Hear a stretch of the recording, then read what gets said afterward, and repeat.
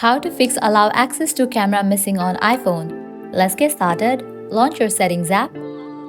Scroll down, open the option screen time. Now head towards the option of content and privacy restrictions.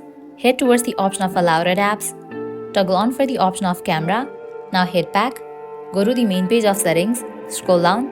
Open the option privacy and security. Over here you're gonna find different options. Head towards the option of camera. Open it. Now toggle on for all these apps. Once you do that, head back to the main page of settings. Scroll down. Now head towards the app in which you are having this issue. You'll see the option of camera. Toggle on for it. If you have already toggled on for the option, you can toggle it off, wait for a few seconds and again toggle it on. Now you can go and check whether your problem has been solved or not. If all these solution doesn't work for you, what you can do is head back to the main page of settings. Open the option general, scroll all the way down. Now click on transfer or reset iPhone, click on reset all settings.